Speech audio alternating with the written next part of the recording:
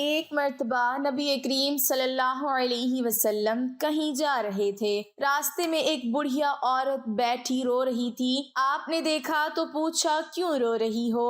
بڑھیا عورت نے کہا، میری مالکن نے مجھے سامان لینے کو بھیجا تھا، مجھے کافی دیر ہو گئی ہے، میری مالکن مجھے بہت مارے گی۔ حضور صلی اللہ علیہ وسلم نے اس بڑھیا عورت سے کہا، چلو میں ساتھ چلتا ہوں تمہارے۔ جیسے ہی مالکن نے حضور صلی اللہ علیہ وسلم کو دیکھا تو بسم اللہ الرحمن الرحیم، حضور اکرم صلی اللہ علیہ وسلم بازار کی طرف جا رہے تھے، جیب میں صرف 8 درہم تھے۔ راستے میں ایک ضعیف عورت بیٹھی رو رہی تھی۔ آپ صلی اللہ علیہ وسلم رک گئے، اس کے قریب پہنچے اور اس کے غم میں شریک ہونے کے لیے اس سے پوچھا، بڑی بھی کیوں رو رہی ہو؟ کیا حادثہ پیش آیا ہے؟ میری مالکن نے 2 درہم دے کر سودا لینے کو بھیجا تھا، وہ درہم راستے میں کہیں گر گئے، اب وہ کیا خیال کریں گی؟ یہ کہہ کر بڑھیا زاروں قطار رونے لگی۔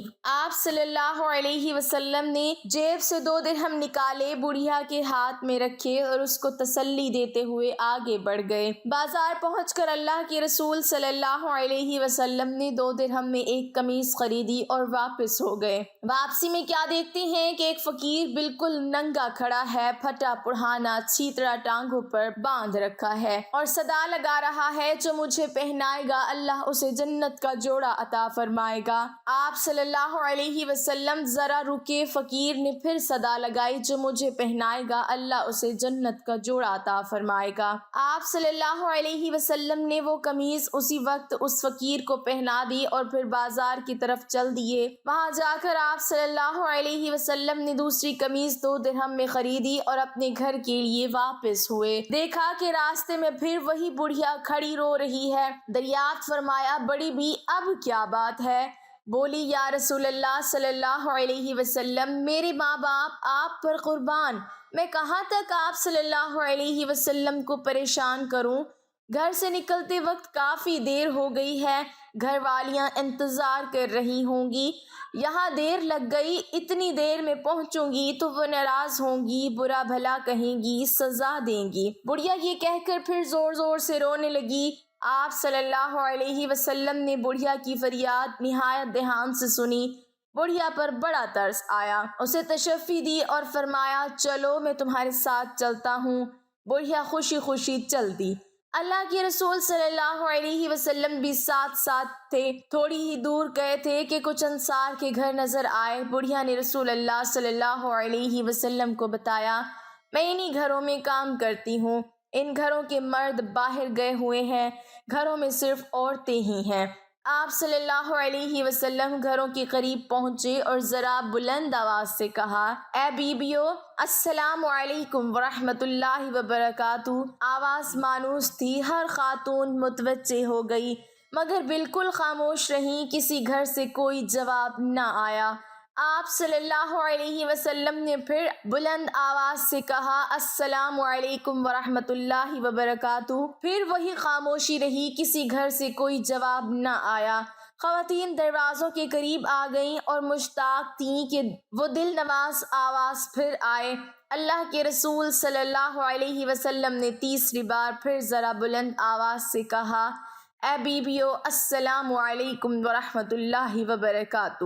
تیسری آواز پر سارے گھروں کی عورتوں نے مل کر جواب دیا، وعلیکم السلام ورحمۃ اللہ وبرکاتہ۔ آپ صلی اللہ علیہ وسلم نے پوچھا، بیبیو، کیا تم نے میری پہلی آواز نہیں سنی تھی؟ انہوں نے کہا، یا رسول اللہ صلی اللہ علیہ وسلم، ہم نے آپ کا پہلا ہی سلام سن لیا تھا اور آپ کی آواز پہچان لی تھی، لیکن جواب اس لیے نہیں دیا کہ آپ کی زبان مبارک سے سلامتی اور رحمت و برکت کی دعائیں ہم اور ہمارے بچے بار بار سنیں۔ عورتوں نے عقیدت و ارادت کا اظہار کرتے ہوئے کہا۔ اللہ کے رسول صلی اللہ علیہ وسلم مسکرا دیے، پھر فرمایا، یہ تمہاری خادمہ ڈر رہی ہے کہ تم اسے ڈانٹو گی اور سزا دو گی، اتفاق سے اس اللہ کی بندی کو دیر ہو گئی ہے، میں اس کی سفارش کے لیے آیا ہوں۔ رسول اللہ صلی اللہ علیہ وسلم کے الفاظ سن کر خواتین کی آنکھوں میں آنسو آ گئے اور ایک زبان ہو کر بولی، یا رسول اللہ صلی اللہ علیہ وسلم، یہ آپ کو سفارش کے لیے لے کر آئی ہے تو آپ گواہ رہیں، ہم اسی وقت اس کو آزاد کرتے ہیں۔ اب اس پر کسی کا کوئی حق نہیں ہے۔ باندی کی آزادی پر آپ صلی اللہ علیہ وسلم کا چہرہ خوشی سے چمک اٹھا اور آپ صلی اللہ علیہ وسلم ان نیک خواتین کو دعائیں دیتے ہوئے خوشی خوشی گھر واپس آ گئے۔ اللہ کے رسول صلی اللہ علیہ وسلم کی اعلیٰ اخلاق کا ایک پہلو یہ بھی تھا کہ آپ نے ایسے عام آدمی کو بھی عزت اور وقار عطا فرمایا جسے معاشرے میں کوئی خاص اہمیت حاصل نہ تھی۔ بنی اشیاء عربوں کے مشہور قبیلہ بنو غطفان کی ایک شاخ ہے۔ یہ قبیلہ زمانہ قدیم سے مدینہ منورہ کے اطراف میں آباد تھا۔ اس قبیلے کا ایک بدوی ظاہر بن حرام رضی اللہ تعالی عنہ مدینہ منورہ سے کچھ فاصلے پر رہتا تھا۔ یہ نہایت غریب شخص تھا، شکل و صورت میں بھی زیادہ خوبصورت نہ تھا، مگر اس کی ایک اہم خوبی یہ تھی کہ یہ اللہ کے رسول صلی اللہ علیہ وسلم سے بہت محبت کرتا تھا، اور اللہ کے رسول صلی اللہ علیہ وسلم بھی اس سے خوب محبت کرتے تھے۔ ظاہر بن حرام اشیعی جب بھی مدینہ منورہ آتا تو اللہ کے رسول صلی اللہ علیہ وسلم کے لیے کچھ دیہاتی تحفے مثلاً تازہ سبزیاں، پھل، ستو، شہد وغیرہ لے کر آتا۔ ظاہر جب واپس جانے لگتا تو اللہ کے رسول صلی اللہ علیہ وسلم بھی اسے شہری سوغاتیں دے کر رخصت فرماتے۔ ایک دن تو اللہ کے رسول صلی اللہ علیہ وسلم نے ظاہر کو ایک ایسا اعزاز عطا فرمایا جو غالباً کسی اور صحابی کے حصے میں نہیں آیا۔ ارشاد فرمایا، ظاہر ہمارا دیہاتی دوست اور ہم اس کے شہری دوست ہیں۔ ذرا حدیث کے الفاظ پر غور فرمائیں۔ یقیناً ہر شہری خاندان کا ایک دیہاتی دوست ہوتا ہے، اور آل محمد کا دیہاتی دوست ظاہر بن حرام ہے۔ ظاہر سیدھا سادہ آدمی تھا، شہری آداب سے ناواقف تھا۔ جب اپنے گاؤں سے آتا تو اپنے ہمراہ لائی ہوئی سوغاتیں لے کر بازار ہی میں کسی جگہ کھڑا ہو جاتا اور بیچنا شروع کر دیتا۔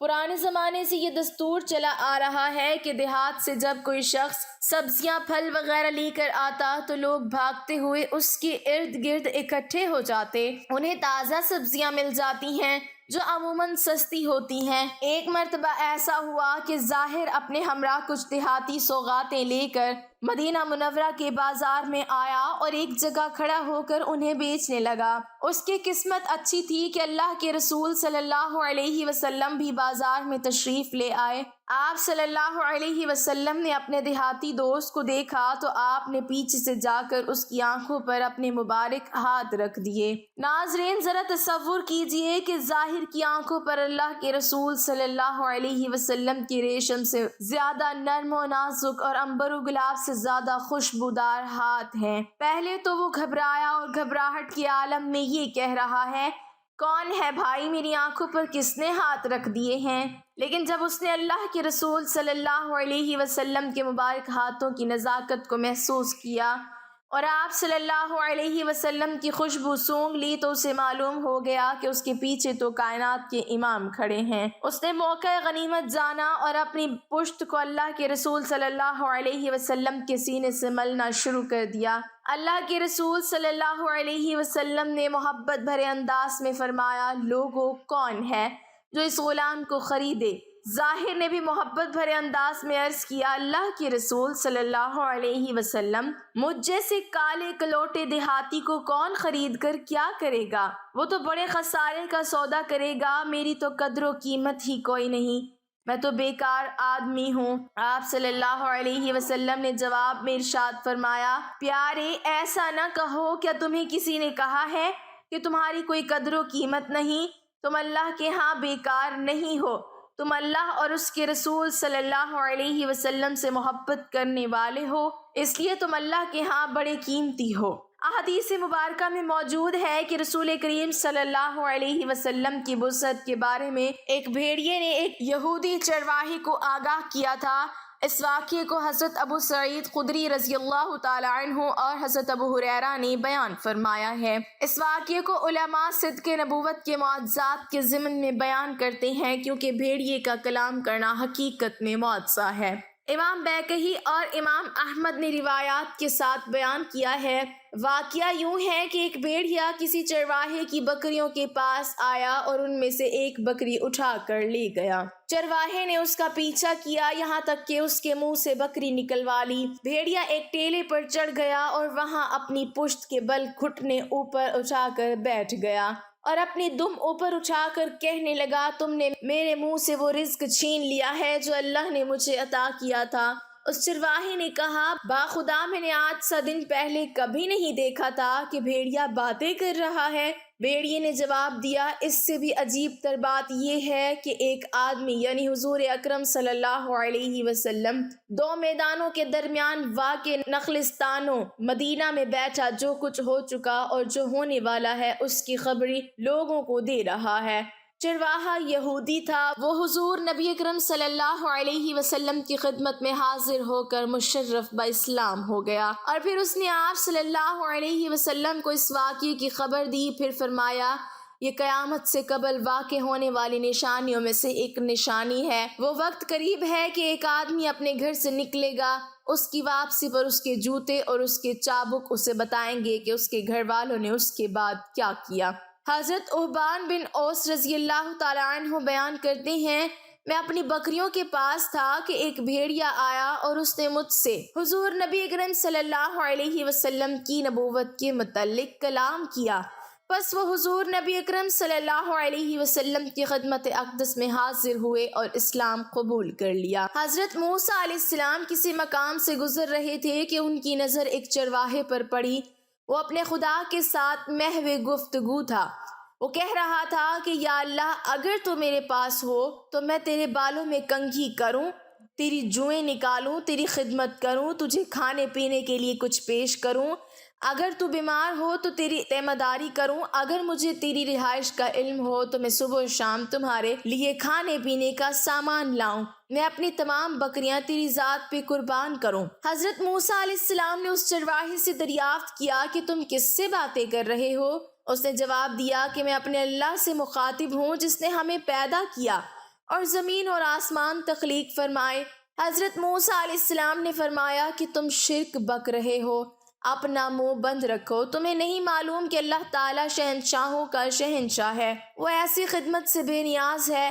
چرواہا یہ سن کر از حد نادم ہوا، اس نے اپنے کپڑے پھاڑے اور جنگل کی جانب بھاگ نکلا۔ اللہ تعالیٰ نے حضرت موسیٰ علیہ السلام پر وحی نازل فرمائی اور شکوہ کیا کہ تم نے ہمارے بندے کو ہم سے جدا کر دیا ہے۔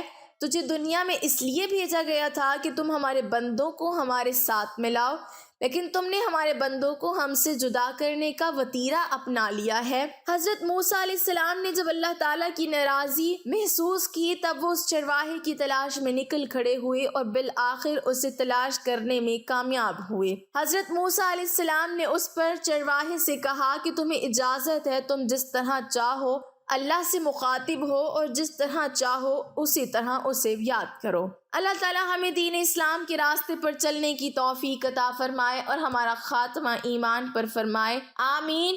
ناظرین، کمنٹ باکس میں اللہ تعالیٰ کے 99 ناموں میں سے ایک نام ضرور ٹائپ کریں۔